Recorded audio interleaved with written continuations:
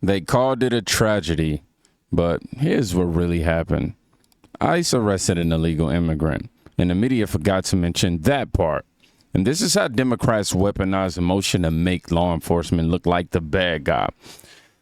Let's watch this unfold. It's not a criminal. He's a member of his community, and he's never done anything wrong. Julianis Rentes can't believe her boyfriend Marcelo is currently in ICE detention. He told me he had chains around his ankles, he had chains around his wrist. He's in a cell with 30 other men.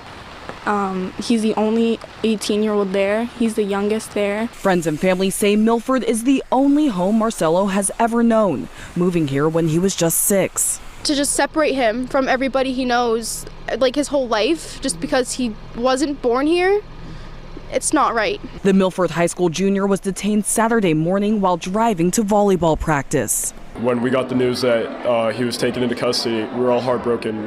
People were crying. Other people just didn't know what to say. No words were exchanged in the locker room. Everybody kind of just parted ways after that. His teammates and coaches describe him as an asset on and off the court. Receiving the actual news when we got to practice, it sunk in that it was as serious as it was, knowing that somebody in our community, somebody that we held so dear to us, could be affected like this. Our athlete who was detained, it may be the friendliest person in the school. Every day, no matter how he felt, he always had a smile on his face. He not only was happy himself, he made other people smile. Milford Public Schools say they play no part in immigration enforcement and supports all students and families, including those who immigrated to the country.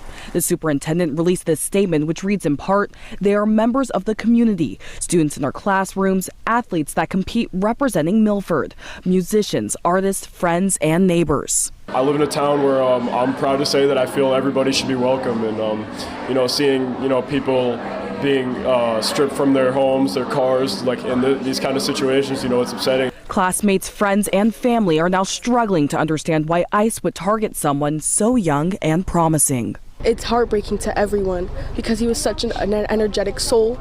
He was so sweet and funny, and everyone would be laughing if they got near him.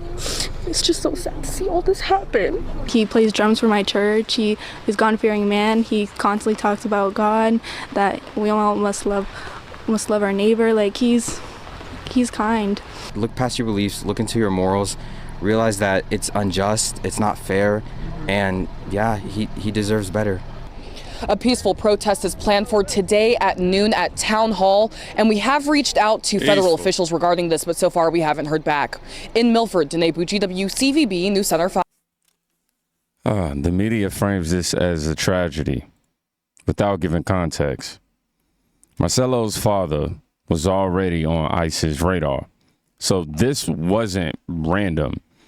They say he was just going to volleyball practice, but omit immigration status and prior warnings. Do you think I should ignore the law if someone is about to graduate? Why is it always framed as cruel when it's actually enforcement? If obeying the law offends you, maybe you've been lied to about what justice really means. I'm just saying. They want you to feel heartbreak before you even know the facts. That's the point of this. They're building a story, they're not reporting one. And it worked. Because this was the scene the very next day. The community turned out in numbers following today's high school graduation ceremony in Milford, where Gomez was supposed to be playing in the band. Hundreds gathered to support him. And WBZ's Paul Burton picks up our team coverage from Town Hall there. Just an incredible outpouring of love here from the Milford community as students, faculty, friends rally on behalf of 18-year-old Marcelo, who was detained yesterday and was supposed to be a day of celebration. Students say there's a sense of emptiness and loss. Free Marcelo! Free Marcelo! Free Marcelo! An incredible display of love and support from Milford High School student Marcelo Gomez. Hundreds line Main Street in Milford in support of the 18-year-old who was detained by ICE agents over the weekend. After Sunday's high school graduation, seniors marched down the street to join residents in a rally outside Town Hall. Marcelo was a good kid. He was excited for his future. He did absolutely nothing wrong. He was innocently going to a practice and he was targeted. Julianis Rentas breaks down at the rally and embraces Marcelo's younger sister. Rentas says so many students are living in fear of ICE. There's no pattern, so no one knows who's next. Our students deserve to feel safe, and they don't feel safe. And arresting some of them traumatizes all of them. Milford English teacher Sherry Peterson knows Marcelo and taught him in her English class. I can't imagine how scared he is. He doesn't know how to navigate this system. I wouldn't know how to navigate this system. The rally lasted a few hours, drivers honking in support as they passed by. Milford Police Chief Robert Tassino says his department was unaware of Marcelo's detention until after the fact. We want an open dialogue with the federal government about who's getting detained, why they're getting detained. We don't want, people just coming into town and being detained, or arrested solely because, they're here, illegally. Renta says she knows Marcelo is feeling the love. I feel really grateful that so many people showed up for Marcelo. I feel so grateful. God is. Of course, we're human enough to have a level of empathy. There's the human element. Here, just because I'm a conservative and I hold conservative values don't mean that I'm going to follow in line with every conservative commentator and just sit here and act like I don't have a level of empathy while maintaining the understanding for law and the rule of law. Protests are emotional, but rarely informed. No one protested the immigration violations. Only the timing. Holding signs is easy when you ignore the legal facts. Is law supposed to pause for milestones? Would they protest if this happened under a Democrat president? They brought flowers and signs, but apparently they left the facts at home. A whole town march, but not one reporter asked the most basic question. Was the arrest legal? That wasn't some random raid. This wasn't even a mistake. Here's what they left out. Ziggy D posted, so why did you leave out the rest of the story? Yet again. The stop was not random. The 18-year-old, legally an adult, kid's legal alien father was the intended enforcement target. He was driving daddy's car when it was stopped. And lo and behold, the 18-year-old is also an illegal alien and was therefore taken into custody, which generally does involve the application of restraints.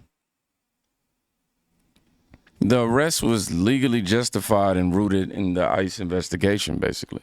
And the media knew this. This is what I'm trying to tell you. The media knew this and hid it to keep, they're hiding it right now to keep the narrative emotional. ICE had a warrant. This was law enforcement, not aggression. Why do you think the mainstream media is skipping out on these facts? If it was about transparency, why is the truth constantly being buried? This wasn't about justice. It was about what story they could sell to you before the facts got in the way. Think about that for a second. But when Democrats can't defend the facts, they go after the people enforcing them. Now, I want y'all to watch Tom Homan tear the mask off their entire game. Andrew McCabe is an embarrassment to the FBI. He's an embarrassment to the badge he carried. Bottom line is, did he take an oath to enforce laws? Because so didn't ICE. ICE, as you said earlier, Laura, ICE is enforcing the laws enacted by Congress. Laws that they get obligated and funded to enforce. ICE isn't making this stuff up. They're enforcing the laws or holding their oath. This is what they're supposed to do. If you're in the country legally you got a problem, and we're looking for you. We're going to prioritize a bad guy before we go to the other guy, but doesn't mean the other guy is off the table. We're enforcing immigration laws. That's what the American people voted for. That's why President Trump is in the White House, because that's what the American people wanted, and we're going to keep President Trump's promise to the American people.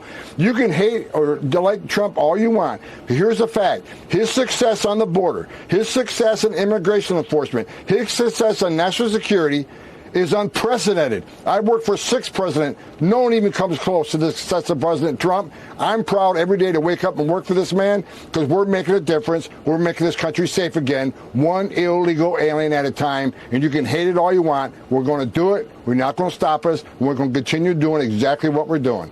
Take all the pictures you want. Scream all you want. It doesn't matter. We're going to do the job. Yeah, well, they lionize the illegals and they villainize ICE. That's all you need. Yes, they do. Tom Homan exposes how the Democrats selectively attack ICE. When ICE does their job, the left pretends that it's somehow overreach or they doing too much. They praise law enforcement in blue cities, but crucified on the border. Why is ICE villainized only when they succeed? Who benefits from making the border agents look like monsters? You don't hate law enforcement. I think they just hate the mirror that it holds up to their politics. Can we all maybe agree somewhere on that? But this manipulation goes beyond ICE. It runs through the media itself. I want y'all to watch how Caroline Leavitt calls the Washington Post for twisting win into a mystery. The Washington Post just ran one of the most ridiculous headlines ever, even by their standards. And on my very first briefing several months ago, I said I would hold anyone accountable in this room. The Washington Post actually had this headline: the mysterious drop in fentanyl seizures on the U.S.-Mexico border. How is this mysterious? There is no mystery about why there is a decrease in fentanyl coming into the United States.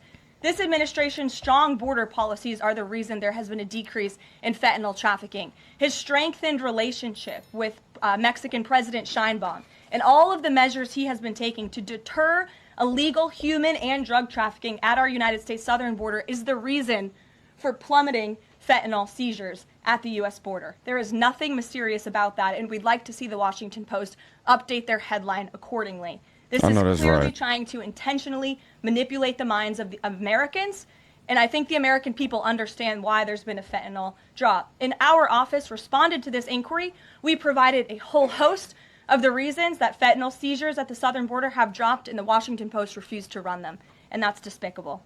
Yes. Call them out. I'm glad that she reminded them that once this administration took its rightful place, that they weren't going to back down from the mainstream media. I'm glad she confronted them. Biden's border numbers improved. I'm sorry. I said that completely wrong. Trump's border numbers improved. And media is saying that it's a mystery, but under Biden, the border was secure, according to them. The truth didn't fit their narrative, so they spun confusion instead. That's what I see. ICE was effective, and that's what made them dangerous to the left. That's what makes these Democrats shiver. Why is success treated like a scandal anytime it comes from the right, y'all? What else are they calling a mystery? Just keep you uninformed?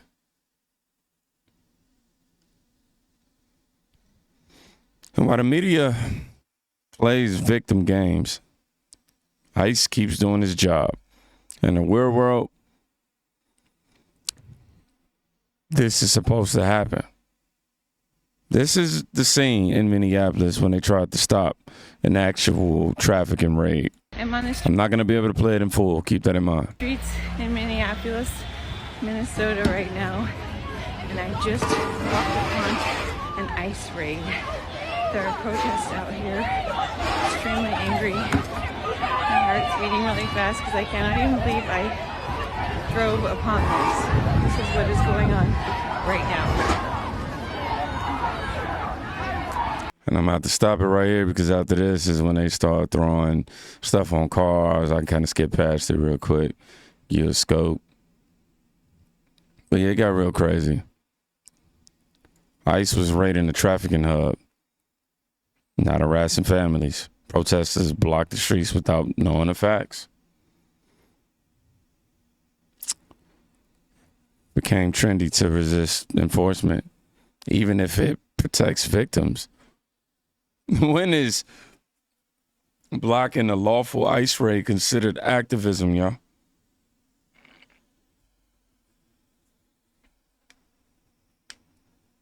What happens to justice when mobs decide what's moral? Now, if you can't tell the difference between an arrest and oppression, you've been watching way too much TV and not doing enough actual research. If justice offends you, maybe you're protecting criminals. They're not mad at ICE.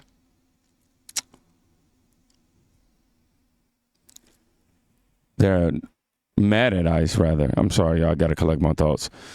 But they're not mad that these individuals acted illegally. They're mad ICE acted effectively.